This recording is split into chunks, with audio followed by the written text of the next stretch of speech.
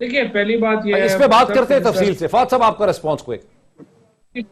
मैं ये कह रहा हूं कि राणा साहब को इसमें एक्चुअली जिस तरह से वो कंपैरिजन करते हैं, मैंने तो पहले ये कहा है कि राणा साहब की खुशकिस्मती ये है कि इनका ये अब ये कंपैरिजन कर सकते हैं, क्योंकि बुज़दार साहब की हुकूमत से वो अपना कंपैरिजन करते हैं और वो उसमें अपने आप को जस्टिफाई करते हैं। अदरवाइज जो इन्होंने जिस तरह से हुकूमत की है उसके उसके वो तो सबके सामने है।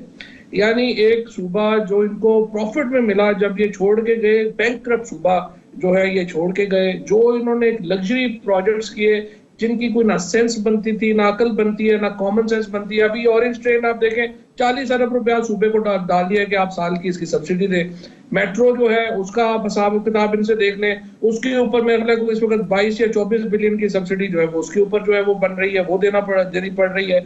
ना कोई सिस्टम इन्होंने डेवलप हुआ, ना इनसे कोई पुलिस रिफॉर्म हुए, ना इनसे कोई एग्रीकल्चर रिफॉर्म हुए, और ये इन्होंने 10 साल पंजाब के जाया करके रख दिए। और ठीक है, अब इनकी खुशकिस्मती है कि इनको कंपैरिजन के लिए वो ग्रुप मिला है जिनकी अनफॉर्चुनेटली इतनी करीब से उन्होंने इनकी हुकूमत को नहीं देखा, इतने करीब से उन्होंने उसको नहीं किया, जिसकी वजह से ऑब्वियसली ये अपने आप को जो है वो ये कर पा रहे हैं। अदर यहाँ पे पंजाब में कोई तगड़ी हुकूमत हो, इनको तो वो छुपाने की जो है जगह ना मिले।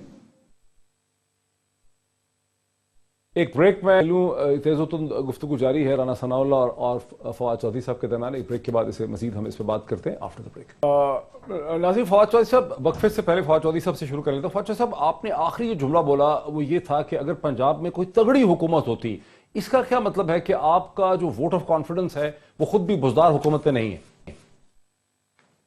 नहीं, देखे ना कि वो तो खैर मैं सिर्फ ये कह रहा हूँ कि वो लोग ज्यादातर जिन्होंने ये मॉडल टाउन का सान्या, फिर उसके बाद धरना, उसके बाद ये सारी जो चीजें हुई, वो अगर और वो करीब से जिसने कोई स्टडी किया होता तो वो बता सकते थे कि किस कदर बदतरीन हुकूमत थी पीएमएलएन की।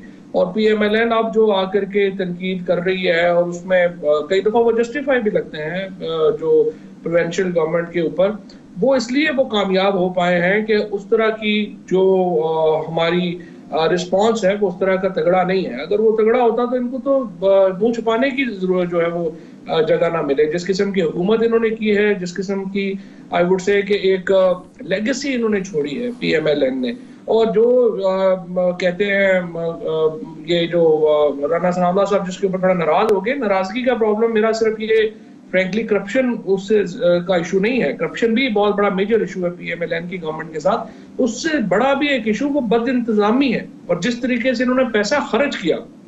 आपने जो लग्जरी प्रोजेक्ट्स बनाए जिनका ना कोई सर है ना पैर है, आपने बाकी जो हमारे जैसे जो डिस्ट्रिक्ट्स हैं, जेलम, चकवा, लोधरा, इन डिस्ट्रिक्ट्स को तो बिल्कुल बेड़ा ही गर्क कर दिया आपने। 10 साल यहाँ पे कुछ नहीं हुआ, आप आकर के थोड़ा बहुत हम कोशिश कर रहे हैं। राणा साहब को रिस्पॉन्ड करने दीजिए।